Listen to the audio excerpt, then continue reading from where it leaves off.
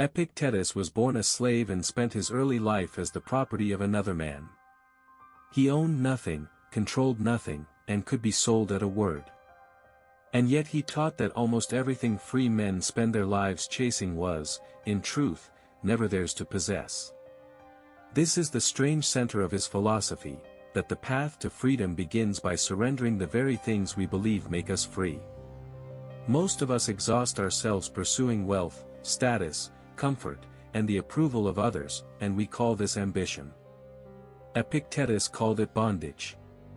In this video we will examine 5 things Epictetus said you must never chase, and why he labeled them indifferent, a word that does not mean worthless, but something far more precise. If the Stoics' approach resonates with you, subscribe and share this with someone who needs to hear it. His teachings survive only because a student named Arrian wrote them down around 108 AD, in the Discourses and the short handbook we call the Enchiridion, which opens with a single distinction that changes everything that follows. The Enchiridion opens with a sentence that organizes all of Stoic practice: some things are up to us and some things are not. Within our power are our judgments, our desires, our aversions, in short, the movements of our own will. Outside our power lie our body, our property, our reputation, and our office. Epictetus places wealth firmly in the second category, which means that to chase it as though it were ours to secure is to misunderstand the world entirely. This is why he warns that the man who stakes his happiness on possessions has bound his soul to fortune. Wealth comes and goes by forces no one fully controls: markets, accidents, the decisions of distant men. Therefore the person who chases it lives in permanent suspense, because the thing he treasures can be removed at any instant without his consent. And yet Epictetus does not command poverty. He distinguishes between using wealth and chasing it. Money may pass through your hands, and you may handle it well, but the moment your serenity depends on keeping it, you have surrendered the only thing that was ever truly yours. What this reveals is that indifference, in the Stoic sense, is not detachment from the world but freedom from being ruled by it. But this raises a harder question, for if wealth can be taken, what about something we guard even more jealously than gold? Of all the things men chase, reputation may be the most seductive, because it wears the mask of virtue.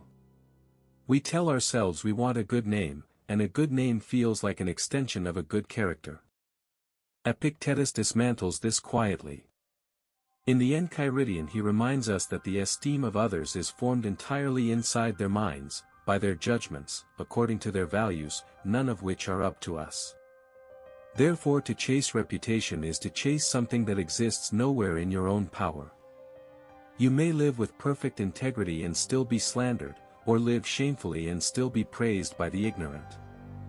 This is why he counsels that if you wish to improve, you must be willing to appear foolish in matters outside yourself, because the man who needs to be thought wise will betray wisdom to keep the appearance of it.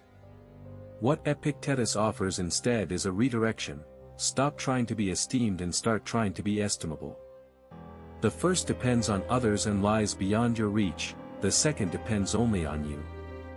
And yet the deepest point is harder still, because reputation is not merely fragile, it is a quiet tyrant. The man who must be admired has handed the keys of his peace to every stranger with an opinion. What Epictetus says next strikes even closer to home, for it concerns something we feel we cannot possibly surrender: the body itself. Epictetus knew the body's frailty in his own flesh. He walked with a permanent limp from an injury sustained in slavery, and tradition holds he endured it without complaint. From this lived knowledge he taught one of his most uncomfortable doctrines: the body is not, properly speaking, ours. In the Discourses he compares it to a small estate held on loan, something we are permitted to use but may be required to return at any moment. Health, beauty, strength, even life itself fall outside the circle of what is up to us, because illness, accident, and age obey no command of the will.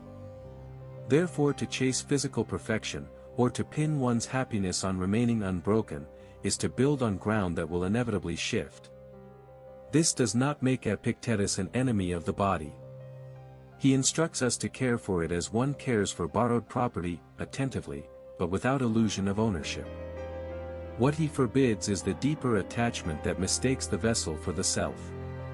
Because the moment you believe your serenity depends on never being sick, never aging, never suffering pain, you have surrendered command of your inner life to biology. The Stoic insight is that what remains free even in a broken body is the faculty of judgment, the place where you alone govern.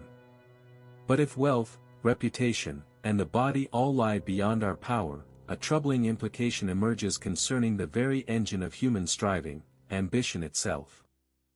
Here Epictetus exposes the hidden flaw inside ambition. Most people set their hearts not on acting well but on succeeding, on the result, the promotion, the victory, the outcome they have pictured. The Stoic sees the danger immediately, because outcomes depend on countless factors no single person controls: the cooperation of others, the timing of events, the indifference of fortune. In the Discourses, Epictetus uses the image of an archer who has done everything correctly in releasing the arrow, yet a sudden gust can still carry it from the target. He argues that the archer's excellence lies entirely in the shot, not in whether the arrow lands, because only the shot was ever up to him.